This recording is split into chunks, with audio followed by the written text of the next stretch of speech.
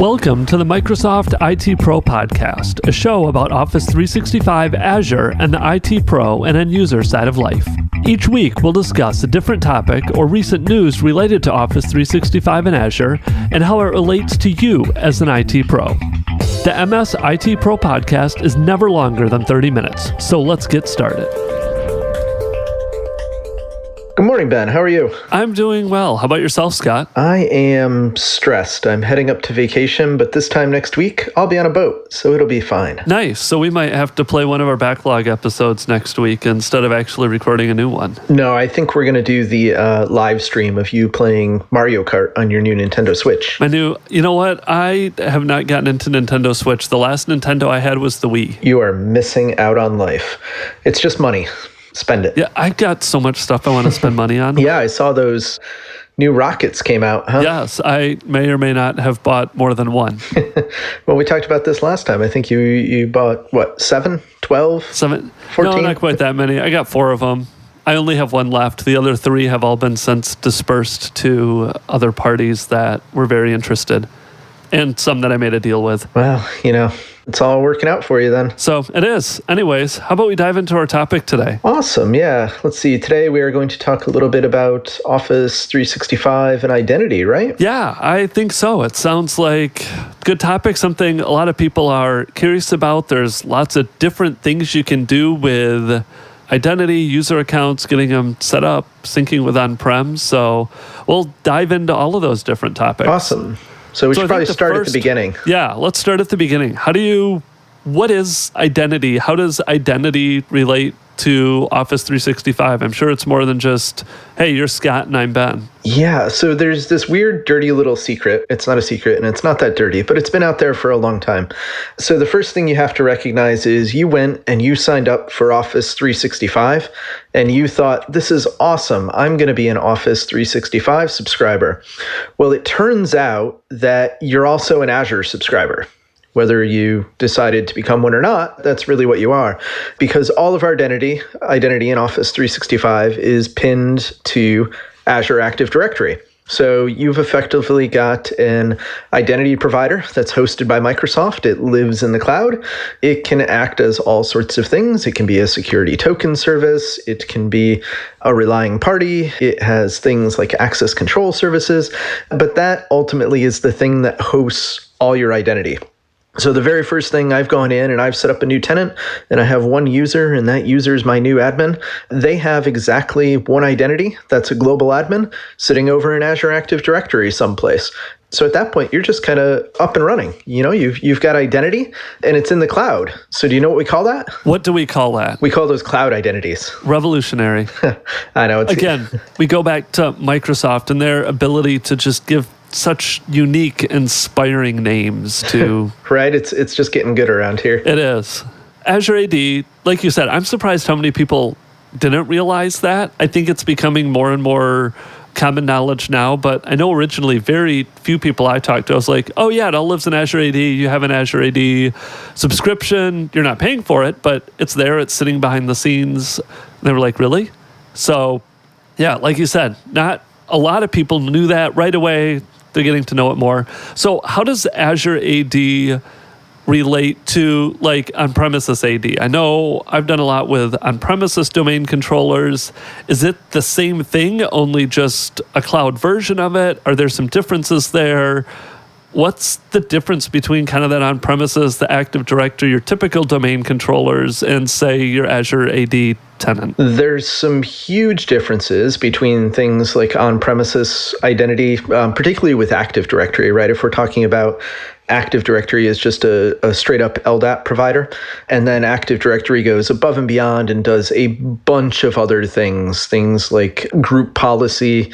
You have things like the ability to join computers to a domain, little things like that. So Azure Active Directory is primarily a cloud-hosted identity management solution focused on users and groups. So it doesn't do things in the cloud version of it, like group policy. There's not really support for joining computers to an Azure Active Directory domain. There's some features in Azure Active Directory, like Workplace Join, that'll let you join a Windows 10 device, but you can't join your Windows 7 devices, your Windows 8 or 8 ones, or things like that. So effectively, not really there. It's also a very flat organizational structure. So in typical LDAP directory, you would have things, well, let's talk Active Directory, right? You have organizational units. So you can get some hierarchy to your directory. You can get things like permissions inheritance and that GPO inheritance. That doesn't exist in Azure AD. You have just users and user principals, service principals, and then potentially groups around those things. It all just kind of lives up there in the cloud. There are some side offerings that you can go ahead and enable to do things like do Active Directory domain services as a managed service put in by Microsoft. So they do have some offerings where you can go out and you can do Azure AD ADS, and they will effectively host some domain controllers for you and replicate from your Azure AD over to that Azure Active Directory domain service. Again, it's not full-blown AD. It's a little bit weird because it's a hosted service, so you don't get all the things you'd look for again with organizational units. You can do some light group policy, but then that lets you join computers and do some other things. But really, they are two separate beasts, right? When we talk about on-prem and cloud identity in the form of Azure Active Directory. Okay, that makes sense. So if I am an organization, I have a lot of on-prem servers. I have my on-prem Active Directory. Like you said, now I want to do Office 365. I have all my cloud identities, my Azure AD. Do I have to give my users two different accounts, one for Office 365 with their cloud identity? Is there some way for them to have one identity that they can use both on-prem and online? How does some of that work if I have both on-prem and in the cloud? So you have a couple of options. So there's effectively 3 identity models for Office 365 and really for Azure Active Directory today, right, in the context of Office 365. So you have those cloud-only identities. So a cloud identity is an identity that lives only in Azure Active Directory. Username and password is separate from everything else. It's not pinned into anything. It's not synchronized. It just lives in one place. It's the sticky note version of things. I get a sticky note on my monitor to remember my password. Then you have this kind of middle of the road identity model, which we call synchronized identity. So there's some tooling that Microsoft provides in the form of Azure Active Directory Connect, which will let you take those on-premises identities where you already have an investment, right? I know who people are. I've spent some time organizing metadata about them.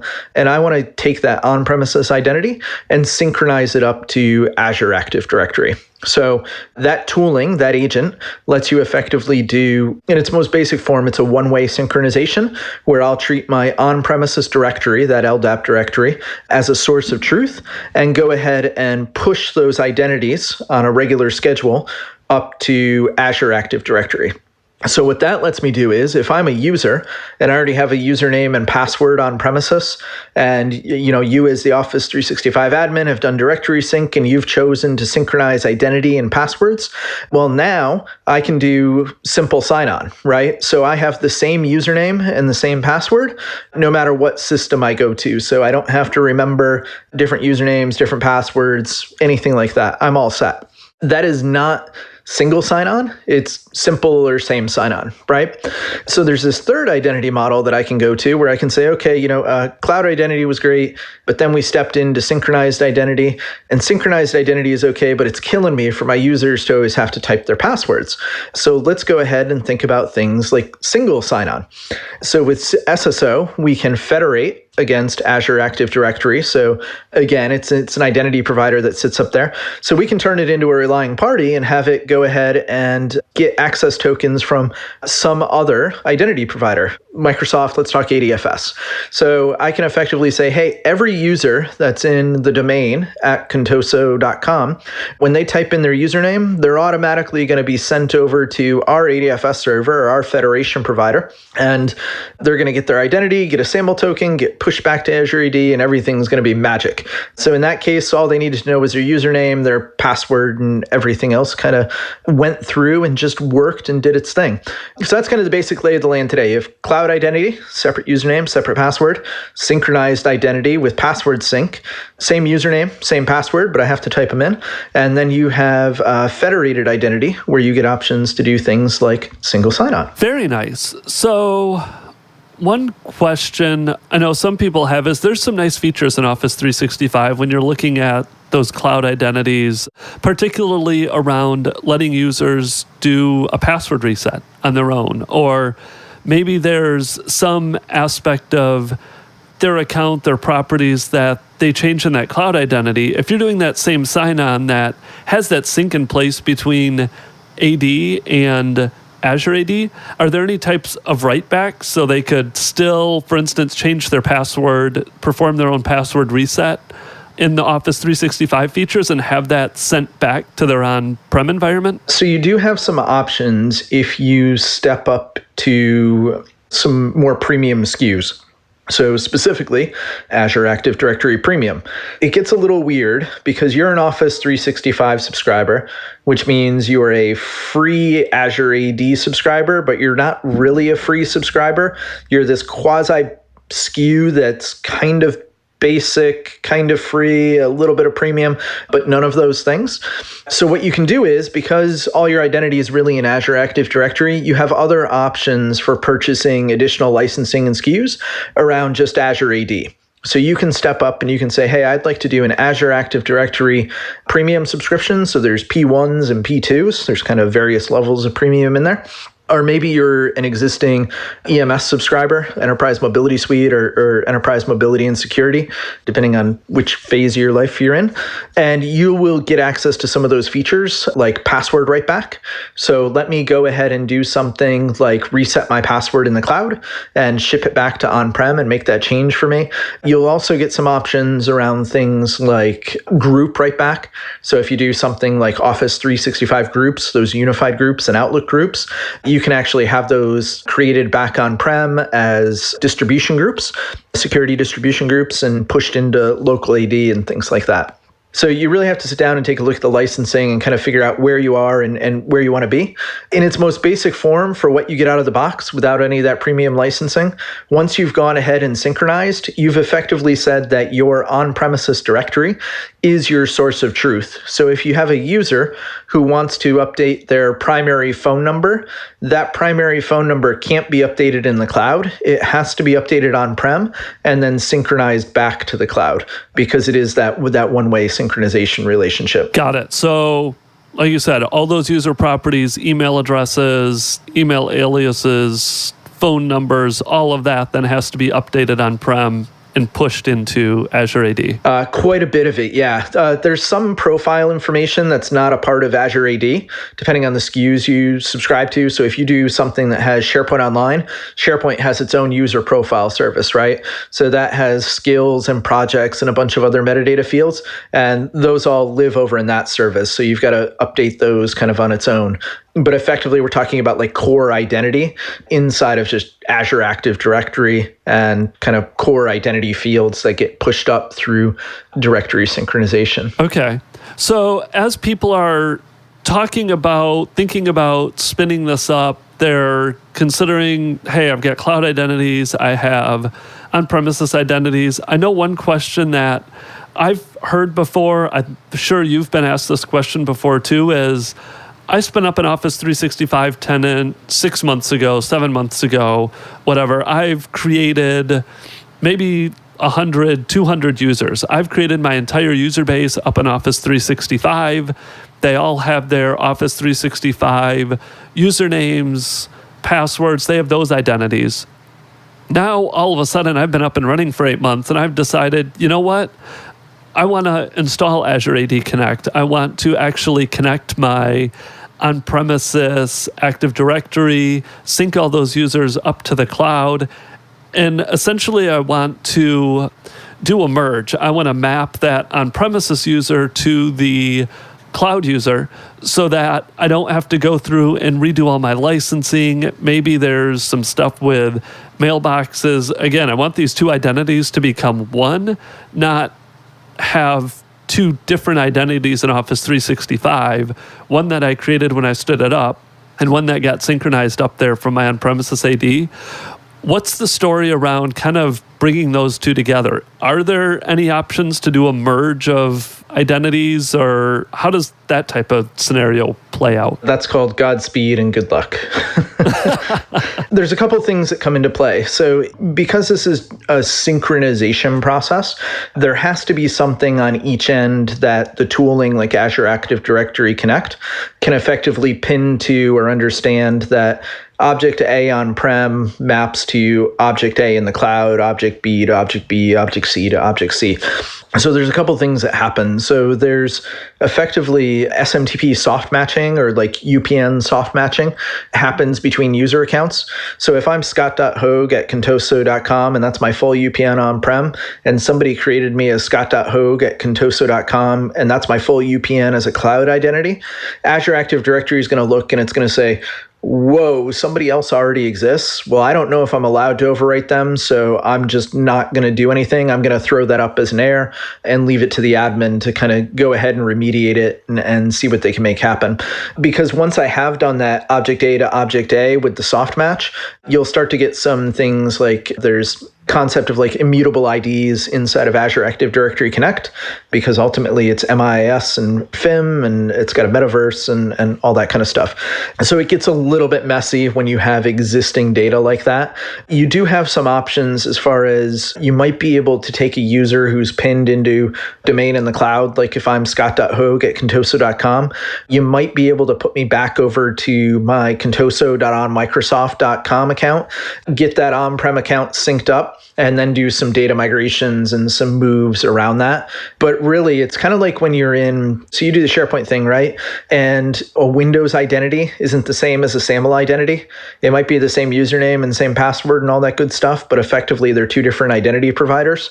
So the same thing starts to happen in Office 365. So potentially you're looking at moving some workloads around and doing some quick migrations and things like that, whether it's something from a OneDrive to go ahead and get that data moved, or whether you want to go out and find like a third party and maybe do like BitTitan or something like that for your mailboxes to go ahead and make that transition a little bit easier.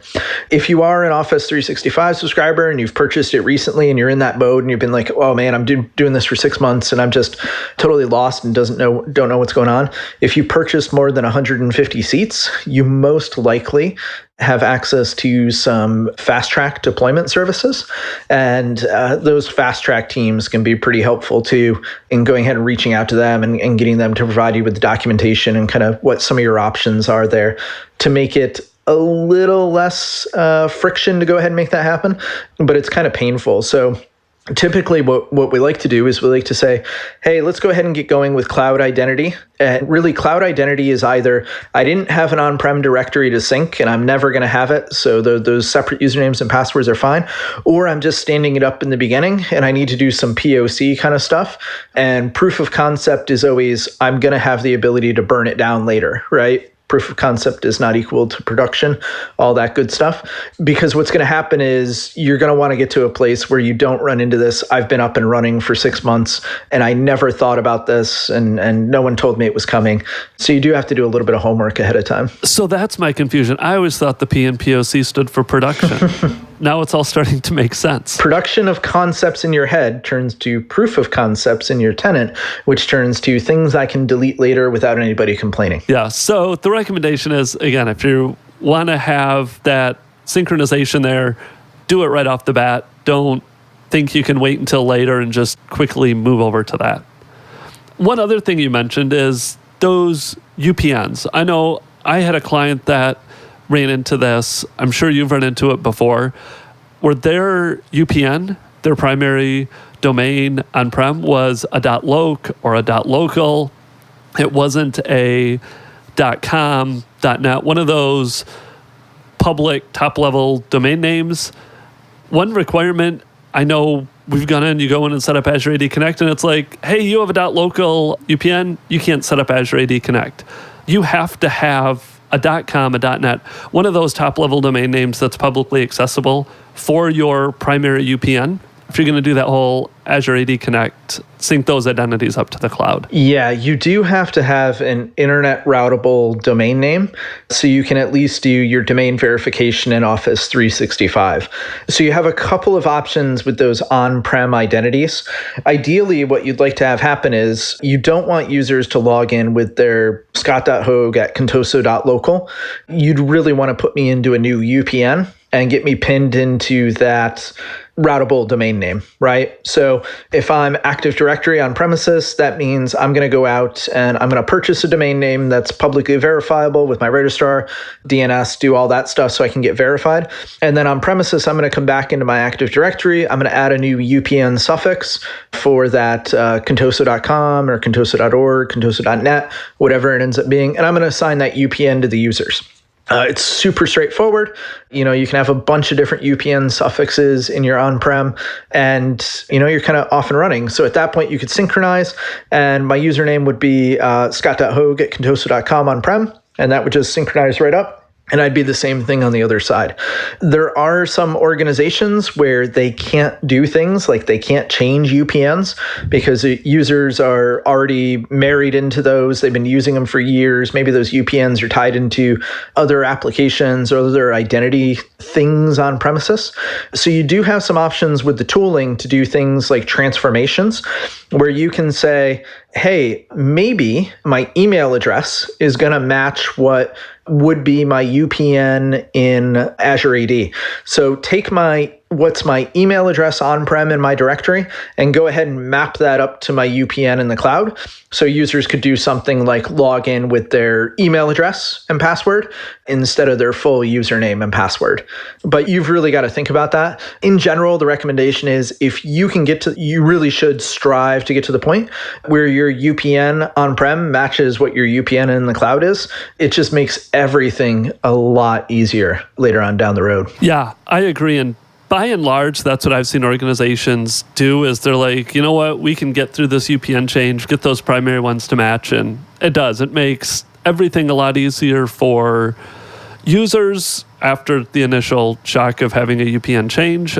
But it's just, again, made everything a lot easier. One other thing around identity, I've played with this more. I've seen more and more apps doing this. One other nice thing about those Office 365 accounts, having those cloud identities, is it seems like there's more and more third-party services that are actually starting to recognize Office 365, that cloud identity, even as a trusted identity provider. So you go to sites and typically you see, hey, sign into this site using your Google account, your Facebook account, your Twitter account. It seems like there's more and more stuff that now you actually have the option to add an Office 365 account too, or do some of the single sign-on, even extending to apps outside of Office 365 with that cloud identity. Yeah, so what's going on there is you can almost throw Office 365 outside, out the window, because now really we're just talking about our identity that's in Azure Active Directory. So Azure Active Directory has a concept wrapped up inside your directory of an application. And there's basically a whole big gallery of applications that have kind of pre-supported identity with Azure AD. So Microsoft's gone out and it's worked with a bunch of enterprise providers. So say maybe you're an organization today and you're onboarding into Office 365 and you're leveraging Box for storage. So you haven't moved into SharePoint Online, you haven't moved into OneDrive for Business. So you're using Box for Enterprise. You can actually make it so that those same identities that you synchronized up into Azure Active Directory are automatically pushed over to your Box Enterprise account, and users can sign in with the same identity and potentially SSO because they're signing in against the same directory all over the place and get all that stuff going. You also have options because you're tied into Azure AD to do like non-SSO or like a bunch of consumer apps. So say you had a marketing department and everyone in your marketing department shares a Twitter account. So in the past, they might have gone out and they might have all had a separate copy of that username and password. But what you could do is you could create that application definition in your Azure AD. share it with just those users, or hopefully a security group in your marketing department, and you could automatically push that out as a tile to them in their My Apps portal, or potentially a tile in Office 365, where they all get pre-configured SSO to go ahead and get in with that shared username and password that you've set up administratively ahead of them ahead of time. And you can do a bunch of consumer services. You can do Netflix and Twitter and HubSpots and CRMs. I think last time I looked, there's 27 or 2,800 applications up in that directory, with a couple hundred that are kind of more enterprisey with user provisioning and things like that. And the rest of them are just a lot of consumer services that are hanging out there. But that becomes really powerful, because what you can do is, in the past, you might have gone to somebody, let's take that Box scenario.